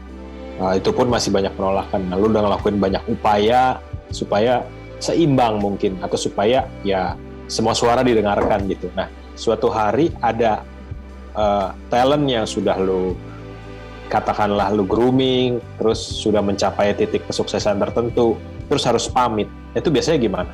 Lu menyikapinya? Ada, itu udah menjadi bagian dari konsekuensi kita punya manajemen sebetulnya, Nick. Oke. Karena kan kita nggak bisa selamanya ada di hidup orang juga, Nick. Mau under manajemen atau misal temenan juga gitu kan sebetulnya. Gue melihatnya sebagai fase. Jadi gue melihat ketika mereka masuk misalnya dari nol, terus mereka menjalani prosesnya, mulai berjalan gitu kan, secara mental juga bertumbuh, karir bertumbuh. Mereka kan akan ada di satu titik yang mereka pengen experience lebih, ngelihat dunia luar lebih, pengen mencoba hal lain, pengen melihat segala sesuatu dari sudut pandang yang berbeda gitu, dan gue sangat terbuka untuk itu. Kalau technically kan ya di kontrak, setelah kontrak selesai bisa perpanjang atau bisa melanjutkan dengan sendiri atau dengan manajemen lain gitu nih. Dan menurut gue itu udah biasa banget. Apalagi gue punya model kan. Kalau aktor mungkin lebih lama gitu. Kalau model kan kayak one day you're in, next day you're off gitu kan. Udah biasa banget. Berkata karirnya banyak yang pendek juga gitu. Udah hari-hari itu nih. Jadi no hard feeling ya udah deh. Yang penting kontrak udah kelar. Tapi ada nggak yang kontrak belum kelar terus kayak oper kontrak gitu? Maksudnya ada manajemen lain tertarik, terus akhirnya harus diputus di tengah jalan gitu?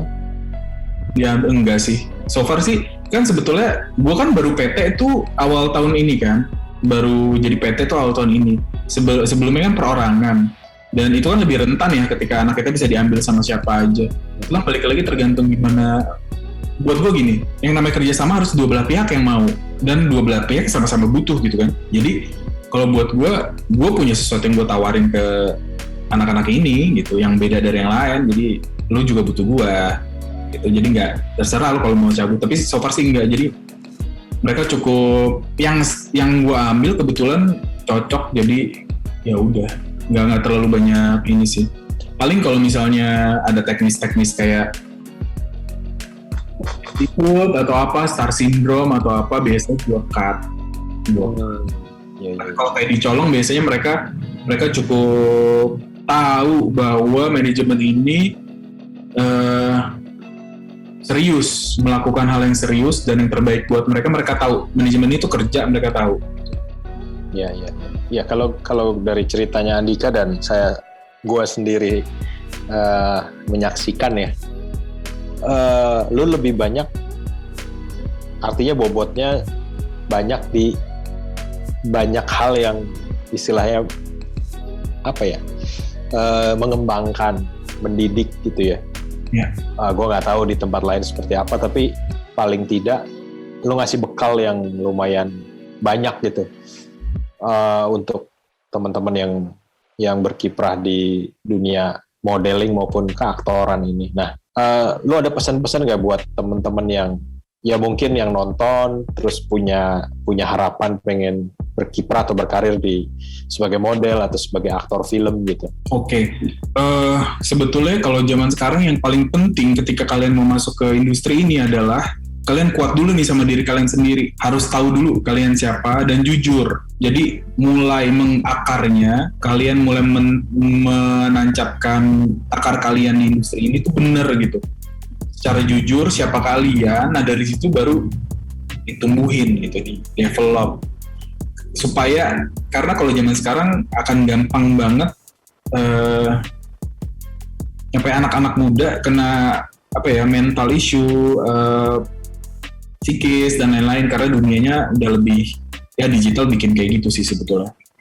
Itu sangat bahaya kalau menurut gue, ketika kalian yang mau masuk industri tapi faking dan meng-create, menutupi sesuatu, nantinya bakal ada yang terrepress dan di suatu titik akan jadi bom waktu, meledak, nggak bisa balik lagi, depresi dan segala macam, dan itu paling bahaya. Jadi nomor 1 jujur sih kalau gue. Ya, karena urgensi untuk jadi orang lain itu sempat populer ya. Maksudnya maksudnya di dunia manapun, artinya bukan hanya di dunia di depan layar, artinya di dunia kerja apapun, lo kerja kantoran juga kadang-kadang ada tuntutan seperti itu, yang kita deh kerja syuting produksi yang ada klien, ada agency. Mungkin satu hal kita harus tidak bisa juga ekspresif sebagaimana mestinya gitu ya. Harus ada yang dicek atau ditutup-tutupin gitu. For the sake of ya udahlah gitu. Tapi terutama ini untuk teman-teman yang kerja di depan layar pasti itu lebih berat lagi. Apalagi sekarang ada sosial media kan. Ketika dia menampilkan dirinya di luar story atau di luar film atau di luar panggung gitu. Yang mana kayak gitu gak sih gue tiap hari gitu. Cuma memang sosial media sebetulnya kalau digunakan dengan cermat atau dengan bijak juga bisa jadi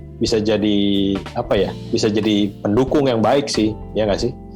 Karena gini, menurut gue sosial media tuh menciptakan utopia gitu loh, dunia sempurna yang semua orang pengen capai. Tapi sebetulnya semua itu adalah bikinan juga. Jadi menurut gue orang-orang di sosmed itu kan sebenarnya persona virtual yang dibentuk kan. Tapi dikomparasi sama kehidupan aslinya nih anak ini.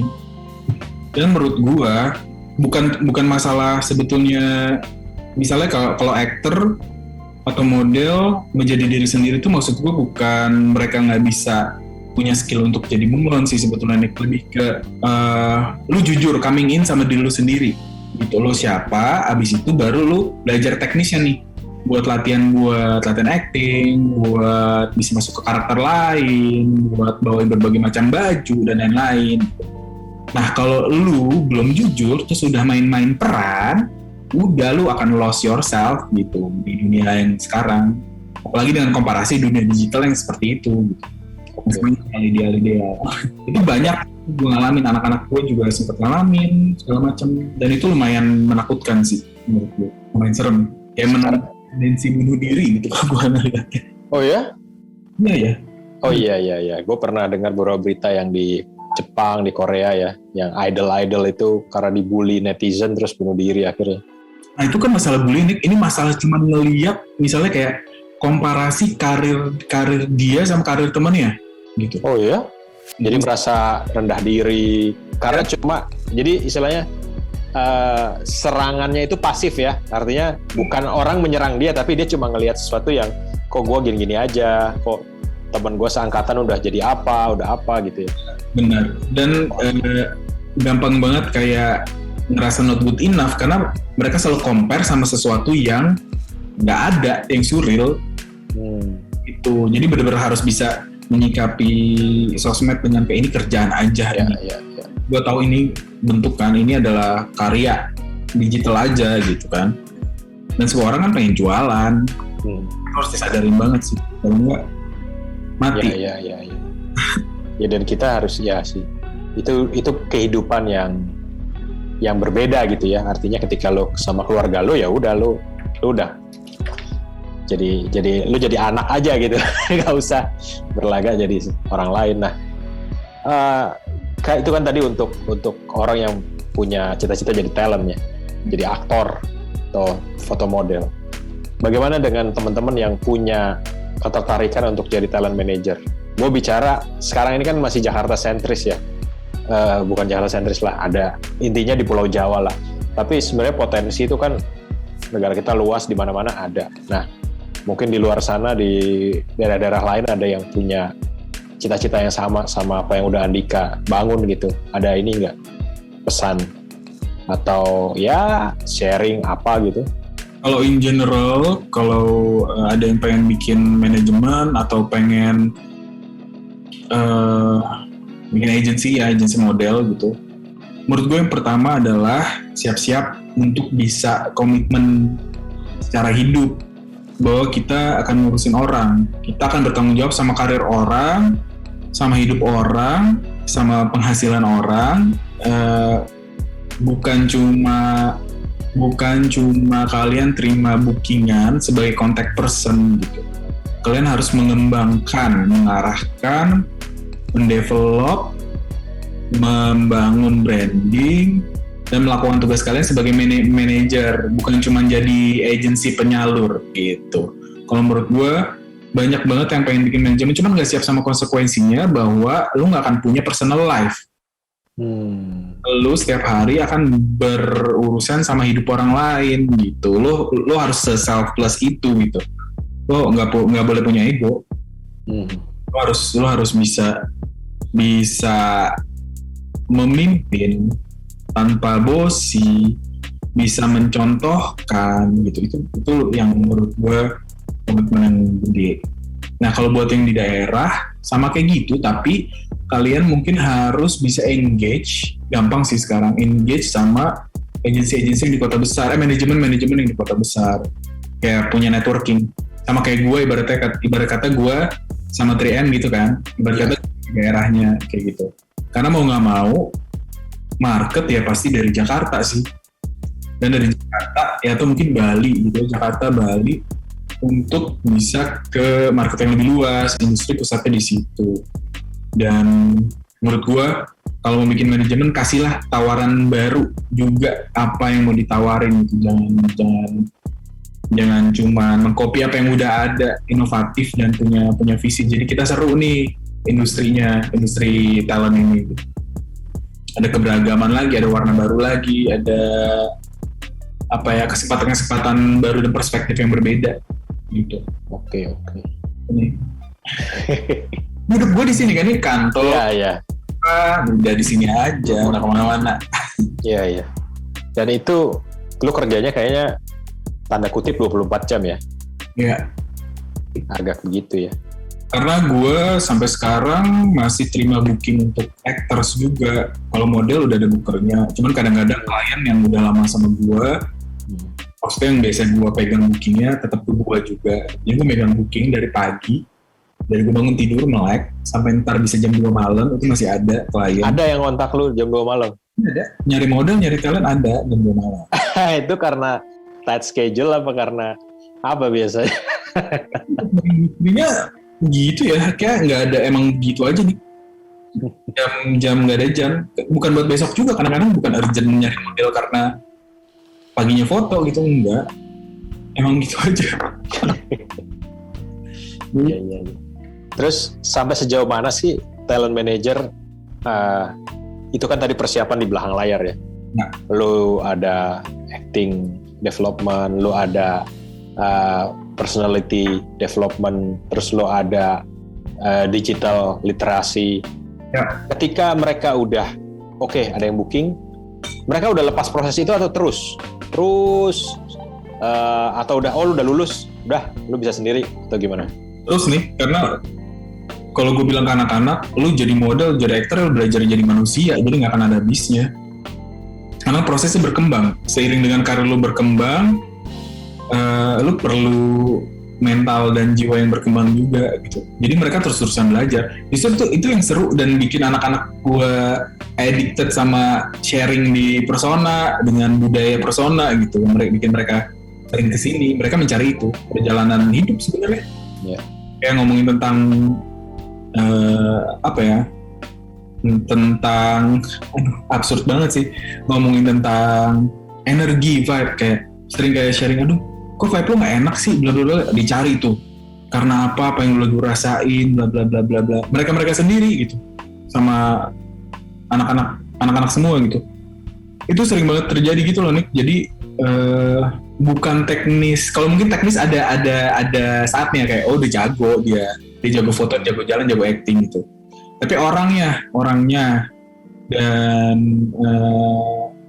kan, nah mungkin banyak yang salah nih. Banyak yang pikir model itu cuma teknis, jalan, foto gitu misalnya. Tapi model itu kalau zaman sekarang dia memproyeksikan rasa dan emosi juga gitu. Ada mood, desainer kasih mau moodnya kayak gini, lo kasih jiwa deh ke baju gua gitu kan, ke koleksi gua yang ini gitu. Jadi kan setiap kasus berbeda. Nggak akan selesai sebenarnya kalau yang urusan selain teknis. Bisa nggak dia udah nyampe ke situ rasanya, gerakannya, kan sekarang proyeksi banyak ya, bukan cuma dari mata tapi dari gerakan tangan apa segala macam gitu. Jadi terus-terusan dan akan selalu evolve gitu. Seru sih. Dan setiap job yang datang itu lu bahas nggak sama anak-anak? Maksudnya gini, si A dapat job untuk merepresent sesuatu ini, si B aktor dapat job untuk peran ini. Mereka dari tempat kerjanya udah ada, misalnya kalau aktor kan ada acting coach, ada reading, nah itu tetap lu bahas juga nggak sama mereka? Ngobrol, pasti ngobrol. Mereka pasti cerita ke gue, atau gue tanya, gimana tadi misalnya readingnya, bla bla bla, perannya kesulitannya apa, atau sesimpel kayak aman nggak gitu, gimana karakternya dapat nggak, misalnya apalah hal-hal yang ya waktu itu Taskia waktu persiapan film Melancholia dengan Melancholia susah kan, lumayan susah tuh buat dia nge-break temboknya dia. Itu ngobrol lama, intensif tuh latihan, kayak membuka aja sih sebenarnya, ngebuka aja. Terus gue sempet sama dia ke salah satu bar gitu di Jaksel. Terus gue bilang, oke, kita coba ya, kamu ke situ ketemu sama teman-teman aku, tapi kamu jadi Sevia namanya, yang jadi Taskia. Pokoknya lu dari masuk lu jadi Sevia. Dilakuin. Nah proses nyari itu tuh seru sih. Iya. Dan dia berubah. Jadi dia bisa switch gitu. Iya. Maksud gue apa yang kita lihat di depan layar itu sebetulnya prosesnya panjang dan butuh disiplin, butuh banyak pengorbanan mungkin ya. Dan ya itu nggak bisa dibentuk dalam waktu singkat gitu ya. Jadi pekerjaan keaktoran tuh memang satu hal yang buat gue kagum memang dari awal. Dengan kenapa gue juga memilih film, karena awalnya kan bukan ngeliat filmnya dulu secara utuh, tapi ngeliat aktor yang bermain di situ kan. Awal ketertarikan orang pasti di situ. Jarang orang tertarik, gue pengen jadi kameramen ya dari awal. Jarang. Pasti yang lu lihat aktornya dulu, ketika dia berperan, ketika dia acting. Nah itu gue juga tertarik suatu saat mau ngundang mungkin acting coach atau apa ya untuk ngobrol, karena metode juga menarik gitu kan. Dan beberapa acting coach yang gue kenal juga sebetulnya ya aktor juga gitu, artinya mereka juga berprofesi sebagai aktor. Nah mungkin nanti gue bisa gali di sana lebih banyak. Cuma kalau dari Andika nih, talent management ternyata segudang pekerjaannya. Bukan sekedar tanggal 5, bungkus berangkat. Jagain mental sih Nick. Kalau aktor yang up and down-nya, roller coaster-nya mereka gokil. Ya. Mungkin kalau gue nggak tahu, gue nonton series di Netflix tuh Call My Agent ya, yang di Perancis tuh. Belum nonton nggak lo? Belum nonton ya? Itu menarik juga sih. Dia guide beberapa aktor untuk jadi cameo ya, Isabelle Huppert, terus ada siapa lagi sih gue lupa, siapa namanya, Charlotte Gainsbourg, beberapa aktor Prancis memang untuk main jadi cameo di situ, terus memperlihatkan kehidupan agent, booking agent sebetulnya, lebih ke booking agent, bagaimana up and down-nya, kemudian ya itu industri film gimana ngaturnya, dan lebih banyak aktor memang di film itu, di serial itu, dan ternyata segila itu ya. Dan sebetulnya dulu gue pernah punya cita-cita sebetulnya bikin agent tapi untuk pekerja kreatif. Oke. Sempet, mungkin nggak tahu sempet sharing sama lu apa enggak, tapi mungkin kalau skalanya di dalam negeri ini masih agak kayak arisan kan kalau di sini, jadi nggak bisa terlalu formal. Benar. Sempat gue komunikasikan juga sama beberapa teman asosiasi waktu itu. Dia bilang asosiasi aja masih begini-begini aja, mau bikin agent gimana? Siapa yang melindungi gitu? Artinya kalau booking agent iya, tapi nyariin kerjaan mungkin belum tentu bisa, ya kan? Untuk pekerja kreatif ya. Tapi kalau bicara pekerja kreatif di Asia Tenggara aja deh, untuk iklan setahu gue director udah pakai. DOP udah pakai, semestinya bisa ya di Indonesia, tapi gue nggak tahu kendalanya apa. Cuma waktu itu gue mempelajari sih beberapa hal gitu. Harusnya sih bisa. Karena load kerjaan di Indonesia kan termasuk banyak dibanding Singapura, dibanding Malaysia untuk film ya, untuk iklan juga. Siapa yang mau berkomitmen untuk bisa menyatukan itu dan membentuk itu ya? Karena lumayan berat kalau buat pekerja filmnya ya, Nick. Karena standar harganya dan lain-lain juga bingung. Terus industri juga masih kayak kekeluargaan assalamualaikum gitu kan ya, negosiasinya gitu kan. Iya, dan itu satu hal untuk negosiasi. Kekuatan hukumnya juga harus bisa punya bargaining yang bagus, karena ya beberapa teman ke belakang nih banyak cerita terlibat di produksi film, lagi pandemi misalkan, terus terhenti produksinya, apa yang bisa kita lakukan kalau tidak bertanggung jawab productionnya? Nggak ada, paling kekeluargaan, tapi kan dirugikan ya. Contohnya itulah, maksudnya terus bagaimana dengan kontrak yang sudah overdue terus tetap dipekerjakan orangnya tanpa ada tambahan kompensasi, terus mau gimana kan gitu kan, gitu-gitu. Itu yang cerita lama lah, maksud gue juga mungkin akan membicarakan itu dengan asosiasi sih. Artinya akan mewawancarai mereka, pengen tahu dari sudut pandang mereka tuh asosiasi pekerja tuh seperti apa sih, bisa punya perannya. Kalau cuma sekedar kumpul-kumpul doang kan percuma ya. Nggak usah pakai asosiasi gitu, ngomong aja di kafe Tornado dulu ya kan. Nah tapi kalau sekarang ya, gue masih ngalamin tuh sempet jadi kru kontrak kenapa-napa. Kalau kita mau menegakkan kontrak aja, sesuai kontrak aja, dianggap kita yang ribet gitu kan, sama produksi, sama PH. Masih begitu, jadi kayak nggak tahu sih gue kalau untuk ini. Gue nggak ya. Buat talent, tapi kan talent kayak masih dibelain gitu nih, ibarat kata bintangnya masih dibelain gitu kan. Kita mau ada request perubahan apa segala macam, kalau kru kan enggak gitu. Ya udah ganti aja yang lain. Ya makanya itu maksud gue, ya jadinya nggak seimbang gitu ketika bicara soal ya production. Dalam hal ini nih production house punya kepentingan, uang dari mereka yang cari, mereka juga yang menjalankan. Banyak ya human error ataupun force major, kita nggak pernah tahu, tapi paling tidak ketika itu terjadi solusinya apa, itu yang belum pernah gue dengar sampai hari ini. Benar. Nah itu yang gue penasaran sebetulnya. Teman-teman di asosiasi juga pasti punya buah pikir kan, yang bisa ngebantu, tapi mungkin belum bisa diungkapkan karena masih proses, masih negosiasi bertahun-tahun. Itu kan susah ya, karena balik lagi asosiasi punya kekuatan hukum sejauh apa, bisa nggak tiba-tiba lawsuit gitu. Ada lawyernya nggak? Kalau nggak ada kan percuma, atau mungkin perusahaannya lebih kaya gitu, bisa bayar tim lawyer kan gitu. Apa nih gitu kan, harus jelas badannya apa, harus punya legal dan lain-lain, baru bisa kuat. Soalnya mungkin kejadian-kejadian kayak gitu nih yang bikin gue juga akhirnya memutuskan untuk berhenti syuting.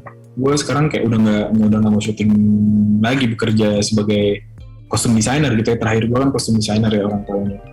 Gue udah stop syuting nih sekarang karena gue capek menghadapi gitu-gitunya. Iya. Alhamdulillah sih sebetulnya kalau industri persyutingan nggak terlalu meredup ya, walaupun kemarin PPKM masih ada celah. Nah, sekarang panjang udah mulai jalan lagi sih. Kalau Kesha lagi syuting Virgin Series, terus Taskia lagi jalan sama ada produk dia kayak dikontrak sama produk. Sekarang lagi persiapan. Ya. Itu nih. Gue lupa nanya, lu memanage berapa orang sih sekarang? Sekarang 43. 43 udah semua ya, aktor, model, makeup artist 1 orang, fotografer 1 orang. Tapi kan gue ada tim kan, gue ngerjain ber-8. Nah, ya di sini di kantor. Cuman banyak yang ribet juga dari rumah kalau misalnya kayak desain grafis gitu-gitu nggak terlalu penting kalau untuk ke kantor gitu. Jadi gue remote aja. Editor gitu nggak setiap hari kesini kan. Iya. Dan soon akan nambah lagi dari POMS mungkin beberapa belas orang. Dari mana? Dari personal and model search gue akan ngambil beberapa. Oh iya personal model search. Yang season pertama udah berapa orang ininya alumninya yang terpilih? 6 tapi 2 udah gue keluarin. Sisa 4. Oke. Nggak survive, nggak bertahan. Iya. Terus kalau stigma negatif di dunia, kita nggak bicara film atau fashion ya, tapi pasti hiburan. Di dunia hiburan lah, showbiz gitu. Itu gimana Andika menyikapinya? Karena gue tahu lu cukup punya punya batasan gitu orangnya, bukan yang ya udah serah deh lepas gitu. Itu gimana? Iya emang sih, apalagi kalau misalnya gue scouting anak baru orang tuanya yang belum mengerti dunia hiburan ini, fashion atau film, biasanya ada masa adaptasi dulu tuh nih. Gue ngobrol sama orang tuanya, gue jelasin, mereka kenal dulu, mereka tahu persona ini memang betul-betul manajemen yang legit gitu kan. Dan beberapa kali kerja terus semuanya baik-baik aja gitu, beberapa kali job anaknya baik-baik aja, terus ngeliat perkembangan anaknya juga, terus mungkin pemasukan gitu ya. Okay. mereka bisa pelan-pelan adaptasi juga keluarganya. Tapi kalau secara general kayak apa ya, mungkin gue gak terlalu peduli sih sebenarnya. Orang tua anak-anak gue ya, maksud gue nggak tahu sama stigma orang bagaimana mereka melihat dunia industri ini, ataupun mereka ngeliat persona yang notabene mungkin persona lebih ekstrim dibandingin manajemen lain gitu, yang lebih intimidating. Mungkin kalau lihat postingan-postingannya banyak kayak kebuka-kebuka, terus kayaknya kesannya anak-anak bandel gitu kan, anak-anak yang pemberontak lah gitu, yang gitu deh. Tapi kan sebenarnya nggak kayak gitu. Cuman gue nggak harus menjelaskan dan gue nggak, lebih kayak ya udah lu nikmatin aja, lu tontonin aja gitu. Emang pernah ada komplain atau cibiran begitu yang lu terima langsung gitu? Ada aja sih, maksudnya lebih kayak ya semacam kok ekstrim banget gitu, kok intimidating banget, sering banget kalau dibilang intimidating tuh sering banget gitu. Apalagi kalau sekarang persona mulai masuk ke TikTok ya Nick, itu kayak mereka ngeliat olah rasa aja, kan gue posting olah rasa gitu ya, ada yang nangis-nangis gitu kan, dibilang sekte lah, dibilang nggak beragama, dibilang kesurupan, dibilang aliran sesat gitu-gitu, ya gitu-gitu sih. Terus mereka ngeliat wujud-wujud yang beda-beda aneh-aneh gitu, kayak sangat aneh buat masyarakat TikTok. Ya, tapi itu kan netizen itu kan asal-asalan sih kalau menurut gue banyakan ya.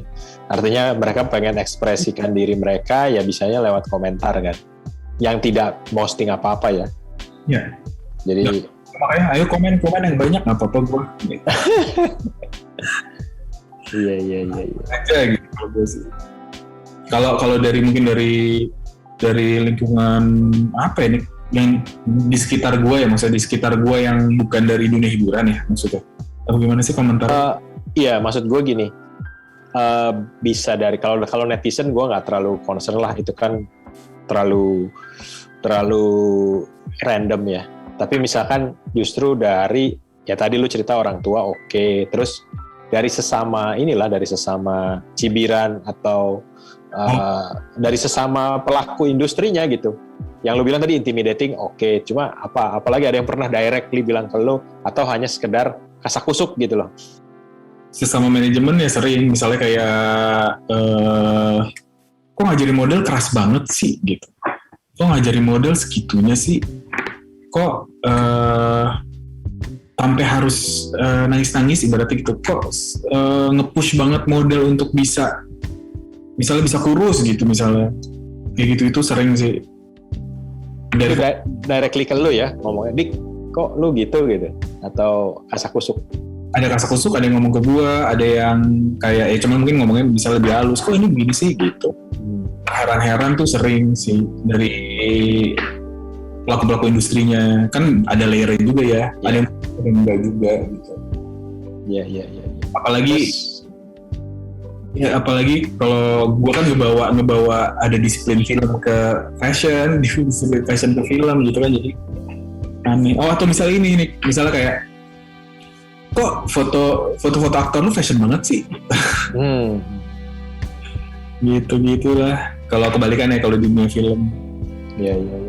Tapi maksudnya lebih ke keheranan ya, bukan cibiran, yang artinya ya heran karena nggak pernah lihat aja kali, atau iya nggak lazim. Sepertinya begitu ya gitu. Nggak lazim sih. Masalahnya kalau misalnya mereka mau mencibir tapi kan hasilnya ada gitu. Iya.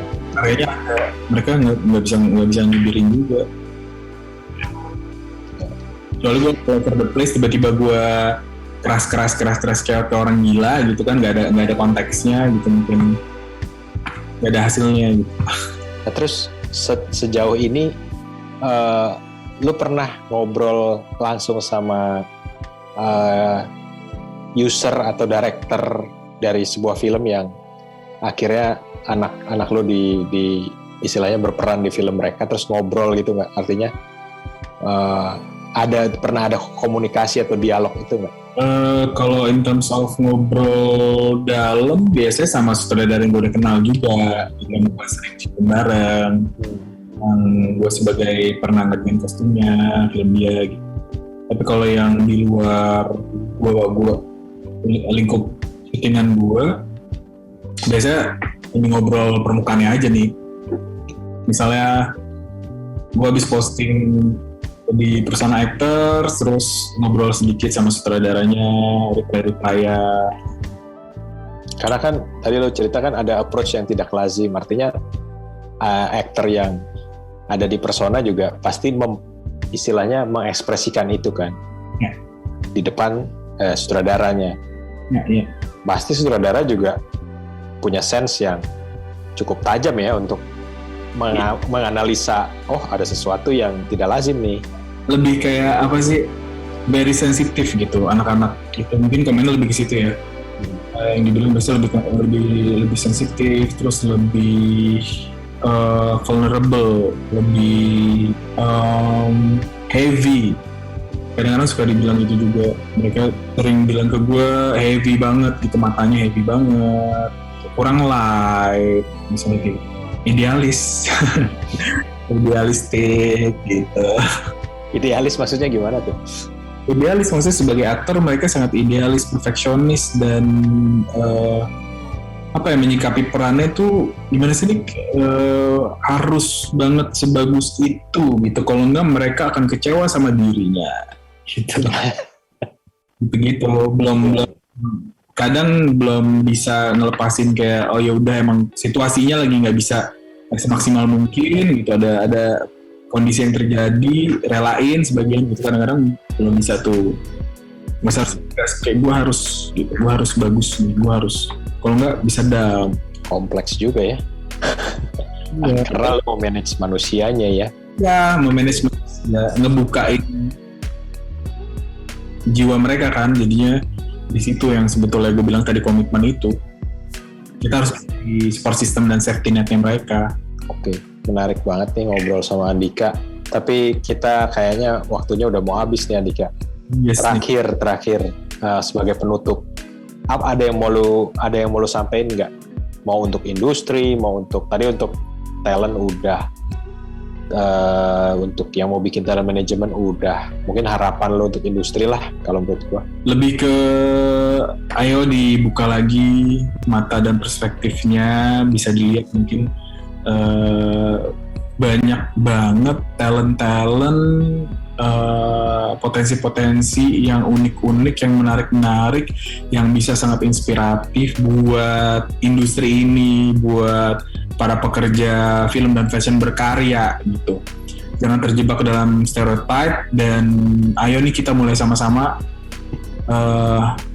bergerak untuk regenerasi gitu. Karena menurut gua zaman berubah, sekarang semua ritme lebih cepat, media berubah, dan itu harus ada adaptasi. Kalau enggak, kita akan stuck di seperti masa yang pernah kita lewatin gitu, di Indonesian cinema yang dulu gitu kan menurut gue. Gitu sih, lebih terbuka aja sih, gue berharap orang lebih terbuka, lebih kayak apa ya, sekarang kan di luar udah mulai gitu nih, pemeran utama, kayak kemarin deh kasus ini, Gossip Girl reboot. Itu kan pemeran utamanya cewek botak kan, mixed black gitu kan, jadi kontroversi. Nah itu menurut gue mulai open mind itu untuk bisa ngelihat beauty dengan cara yang berbeda, menghargai uniqueness. Terus Victoria's Secret sekarang mereka lebih ke body positivity, diversity of body type gitu. Menurut gue itu menarik, ngasih ruang dan kesempatan untuk banyak banyak bakat-bakat berkembang gitu. Ya, betul. Jadi bukan hanya diseragamkan ya. Iya.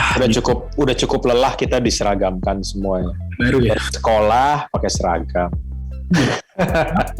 Cara berpikir harus seragam. Jadi didominasi sama satu narasi doang. Nah, itu yang sebetulnya jiwanya perlawanan tadi sebetulnya bukan mau melawan apa atau siapa, tapi yaitu melawan keseragaman sebetulnya. Betul banget. Karena kita di dunia kreatif sebetulnya ekspresi itu nomor satu. Lu bisa berekspresi semau-mau lu sebenarnya. Karena tidak ada keharusan berekspresi dengan cara tertentu, terus kemudian harus atau tidak boleh berekspresi sama sekali. Karena gue juga tergelitik ya kejadian-kejadian yang kayak mural dihapus, itu kan ekspresi seni ya. Terus ya kalau sosial media pemerintah nggak bisa ngapain sih, paling dihack doang akunnya, ya kan? Yang udah para aktivis dihack karena menyuarakan sesuatu. Ini menyuarakan sesuatu lah. Kita nggak harus bicara soal kreativitas, tapi ada satu ekspresi yang dibungkam. Nah, maksud gue ini sebenarnya eranya sulit sebetulnya. Kamu mau bungkam, mati satu tumbuh 1000 gitu. Yeah. Jadi apapun di dunia manapun sebenarnya kita bisa sih. Kalau kesadaran itu secara bersama-sama kita lakuin gitu. Ya gue juga menyadari itu, dan makanya gue juga berpikir dunia industri sinema kita udah berjalan ke arah yang betul sih sebetulnya.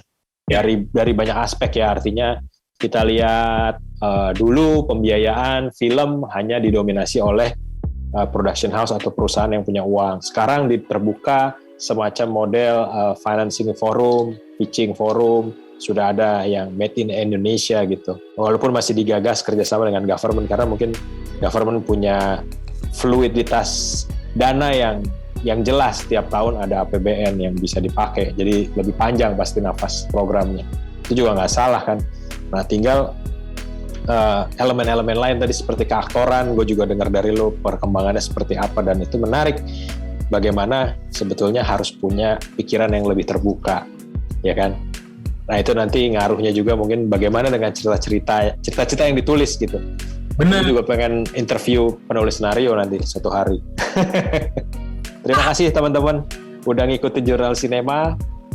Kita ketemu lagi di episode berikutnya. Tetap stay tune dan subscribe, jangan lupa follow Instagram kita juga, Jurnal Sinema. Salam Sinema. Bye.